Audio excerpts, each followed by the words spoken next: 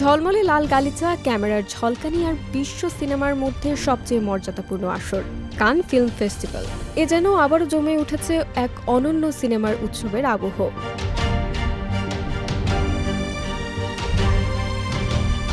৭৯তম আসরে এবার আলোচনার কেন্দ্রে দক্ষিণ কোরিয়ার নির্মাতা না হং জিনের নতুন সায়েন্স ফিকশন থ্রিলার হোপ।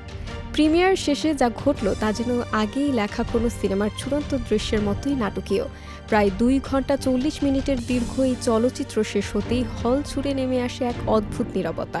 সেই নীরবতা মুহূর্তেই ভেঙে যায় দর্শকদের দাঁড়িয়ে টানা ৭ মিনিটের করতালিতে। কেউ হাততালি থামাতে পারছিলেন না, কেউ আবার অবাক হয়ে একে অপরের দিকে তাকাচ্ছিলেন, যেন তারা দেখা সিনেমার বাস্তবতা আর কল্পনার সীমারেখা আলাদা করতে পারছেন না।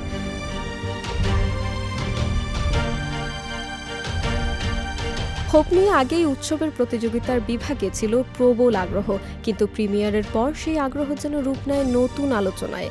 সবচেয়ে বড় প্রশ্ন এখন একটাই, এই সিনেমা কি সত্যিই কানের এবারের সবচেয়ে আলোচিত চলচ্চিত্র হতে যাচ্ছে?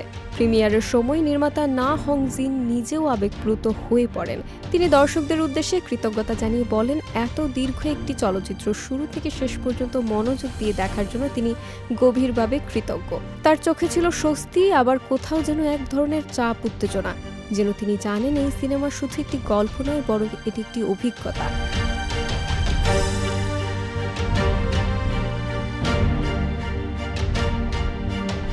দর্শকদের প্রতিক্রিয়ায় উঠে এসেছে একটি অনুভূতি। হোপ শুধু ভিজুয়াল চমক নয়, বরং এক ধরনের মানসিক যাত্রা, যা ধীরে ধীরে দর্শকদের টেনে নিয়ে যায় অজানা এক জগতে। বিশেষ করে ৩টি বড় অ্যাকশন দৃশ্য চলাকালে পুরো হল জুড়ে যে উচ্ছ্বাস তৈরি হয় তা ছিল চোখে পড়ার মতো।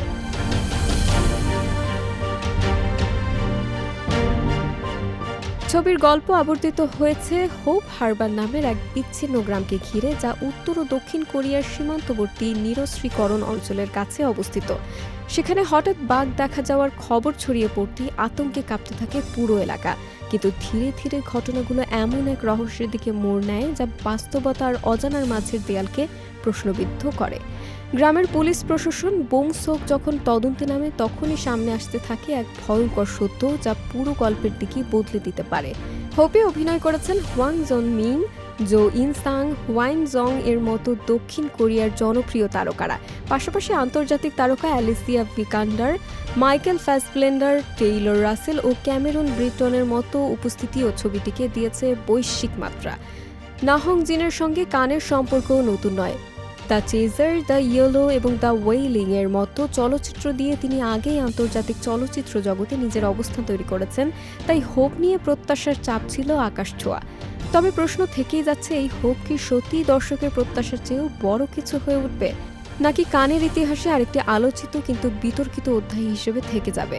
উত্তর হয়তো মিলবে উৎসব শেষ হওয়ার পরেই, কিন্তু আপাতত পুরো কানে একটাই নাম ঘুরছে, হোপ।